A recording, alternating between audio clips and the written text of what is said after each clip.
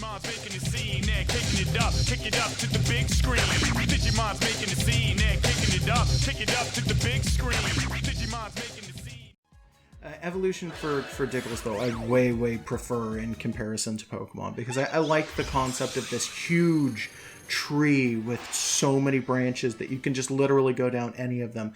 I don't like the idea of the Digimon going back to the rookie stage, though. That I don't enjoy, which is why I'm thankful that a lot of the games do not do that. I don't know. I kind of like the way it is in the first one, where it's like you can't go backsies until you die, but then you keep rebirthing. Like, I kind of like that because it felt like it was just a separate run each time. That was okay.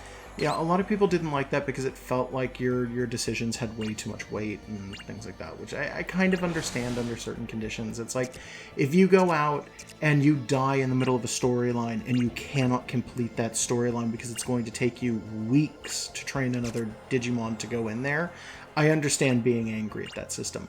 That being said, I way prefer the VPET system. I really like that concept. I totally miss Tamagotchis and things like that. And it's just that weird branching tree system that is absolutely, like, amazing, that I just completely love to hell. And Pokemon doesn't do that, and it kind of, like, irks me, but I do like Pokemon, is the thing. Yeah, like, the thing is, you get different things out of them, and I'm going to say that continuously. Pokemon are a certain kind of thing, and I think the draw for Pokemon is the immersion. It's like, you don't go into Pokemon thinking, oh, we can do all kinds of wacky shit that don't make sense. I mean, to a certain extent, sure. But it's like, you go into Pokemon and it's a world. It is a world, and the animals eat other animals, and it's an ecosystem, it's a culture, you can map out the regions. It's really cool in that way. Digimon is more like fucking weird computer wonderland. It's like you get something different out of it. Like, I don't expect to be immersed in the world of Digimon because, like, it's inherently fake. It's a digital world. Like, it's a video game where you play like you're in a video game, as opposed to Pokemon where you play like you're an actual 10-year-old kid out in the wild doing whatever you want. It's different. You get different things out of it. I still prefer Pokemon. Like, what I get out of Pokemon is just a better experience for me. But, it's going to be different for everyone. Monster Rancher's the best, though, because it kind of does both. Monster Rancher does kind of do both. I know that for a fact that people really like to stray away from Monster Rancher because it has a lot of the same problems that the first Digimon world did.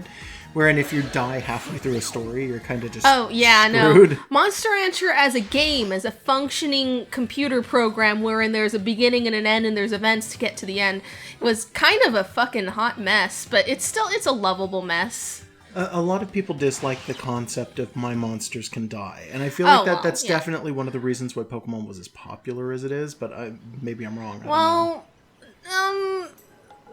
In later Monster Rancher games, they don't always die, but they they use up all of their breeding potential.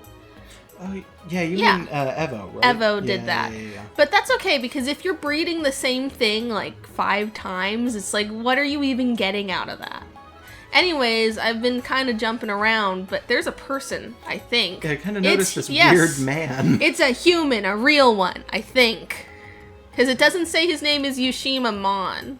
Well, why would it? Because if he was a Digimon, then it would. Unless he's in disguise. Maybe he's your Jedi. He could be in disguise. He's actually like a Ditto or something. Like a shitty old man in a hat. Oh no, he's our boss. Okay. Why is he here? We don't question the management. Okay. Oh yes we do. Here we go. We're questioning it. Why is he dressed like a really shitty farmer? He's dressed like a regular farmer. Don't be mean.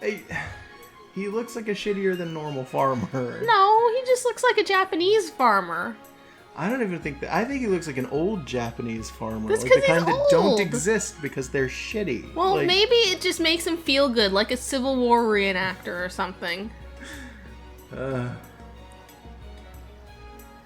yeah, we're lecturing him because Grandpa can't leave the house on his own, I guess.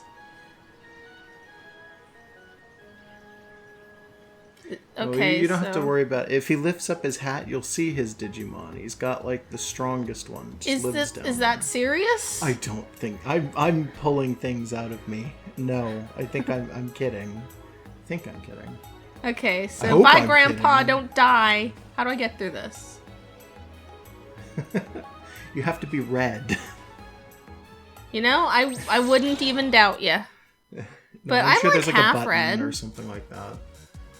Well, I thought he was gonna tell us or open it. You'd think. Fucking old man. Because they put him next to a gate. Yeah, fucking Grandpa. Fucking game design. Why is nothing in this game intuitive? It's just like you kind of have to sort of figure it out, I guess.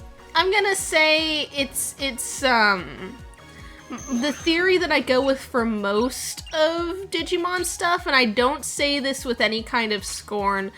A lot of stuff that factors into Digimon as a media franchise seems like it's marketed towards people of a certain mindset that may or may not veer into the autism spectrum. No. I don't think that's true. No, it's something I kind of pick up a lot from it, that it feels like it's either for or by, which is weird because Pokemon is literally the original concept was originally designed by a guy who had Asperger's syndrome, and it still looked pretty, like, it made sense intuitively in ways where you don't have to be super focused on the patterns.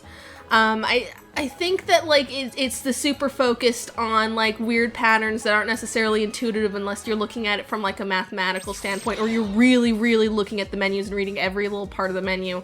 Like it feels like it's for that kind of person? I don't know. I don't think so. I think you're looking way too deeply into the actual mechanics of the game. I don't know. It could just be that they had like a poor budget and didn't get to do like quality assurance or something. It could be that it's very poorly localized, and maybe they did explain it in the Japanese version, but in the English version they did not. That's possible too. There's, in all fairness, like, I don't know enough about the localization team that worked on this game, but there is kind of a precedence for localization in Japanese games where sometimes they will completely cut things out of the game so that the game becomes nigh unplayable because they did not feel that they were necessary bits of information.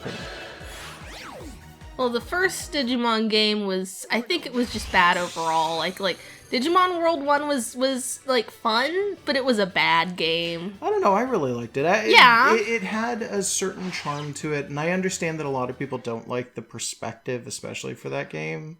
Well, you mean the camera? I don't care about that. And Graphics the fact are fine. that it's like really difficult to move precisely, and you kind of bump into everything and get caught on corners because of the way that the actual geometry in the world works, amongst other things. I just thought it was like nothing was intuitive, but on a level that was like moon logic. Like it wasn't like, oh, you can figure this out if you're paying attention to every little thing. It's like, no, it's like, you will never know this because they forgot dialogue to put in.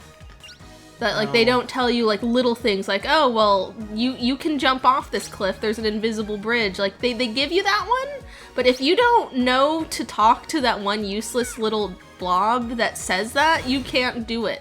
Well, that game, in all fairness, was meant to be a very open world game wherein you, like, really exploration was key. The main feature and the main focus of that game was exploration. If you wanted to complete the storyline, you could easily stumble into the storyline. Well, you did not for have to talk to anybody. Not for that bridge. They literally wouldn't let you step on the invisible bridge if you don't know. Yeah, but the idea, there. of course, would be you'd come back and you'd talk to some of the people, at least, who were hanging around.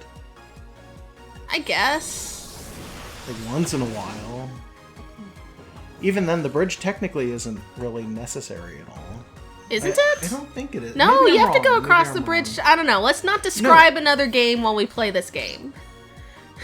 All right, We're fair staring enough, too fair far into the wrong abyss. So I've just been wandering. I don't think there's anything I can do that's going to trigger any more evolutions right now, so I'm just sort of like poking around the map, and I keep running into those walls. It's like, I don't know what to do with them. Well, if you just keep poking around, eventually you're going to figure it out. Just try not to backtrack if you can help it. Eventually I'll get 40 eggs, so, Well, you that's know. true, too. God, I really hope it doesn't require you to get 40 eggs to open up the gates. I hope not. Open up your menu. Okay. I kind of want to see what the item that the salami gave you was. Oh, yeah. I don't remember. It looked like another drug. It probably was. I'm just curious.